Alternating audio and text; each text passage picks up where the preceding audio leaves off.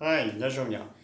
Ok, giờ bây giờ số lượng số tuổi giờ, tất cả là món ăn tất cả cái phát sáng kỹ ok đấy ạ. Nhớ đi món nó chỉ cũng quý là khi cho cái khỏi thì à. Như sĩ trở đi cha ạ, hay chọn đại hoa. Going to here, gonna go. Going to, mù ý dạng go. Gonna go. Mù ý dạng go. Thế thì nếu họ sĩ trở đi cha.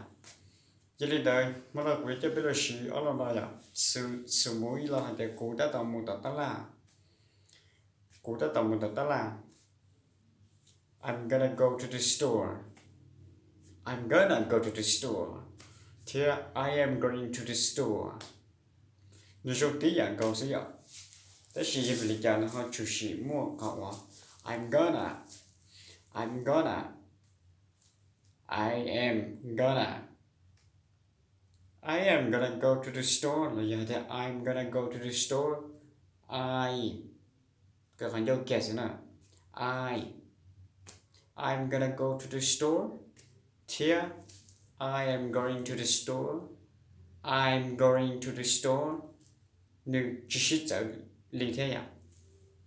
Xử lý khảo hay là I'm gonna go to the store. Nếu mà giờ lời hay nhô. Lời hay gì chẳng xứ đó ạ. Thì giờ đây là cái lý sĩ hay là I'm gonna go to the store. I'm gonna. Họ lo hay là I am going to the store. Của ta tỏ mù ta là ngay ạ. Thế thì mà lời sĩ chờ thế xứ ạ là nói ạ. Lời sĩ đâu làm với những con tàu chứ. Không xứ lại bao bao thì lời sĩ lời thì ạ.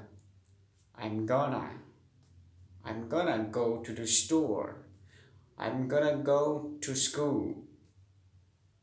Nói ạ. I am going to school. I am going to the market. I am going to the store. Là nó là gì cho sĩ hơi ạ.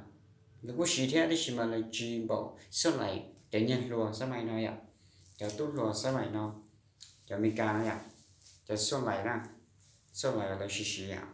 Vậy là sĩ khó hay là gonna. Nắng tàu sẽ ạ. Giờ thì này chỉ bảo là đừng gonna. Để thử là sĩ tốt này. Này bảo ạ. Giờ lên đó.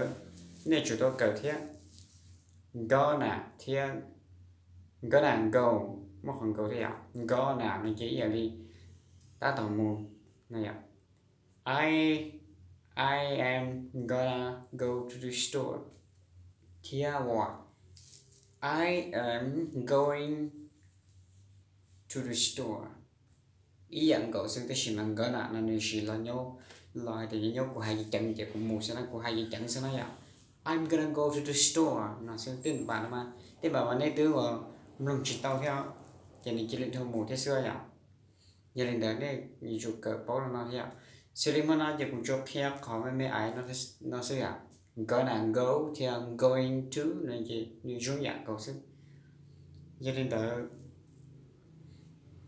bây chủ tao là cỡ khăn nào cả bố cho nó thế ạ.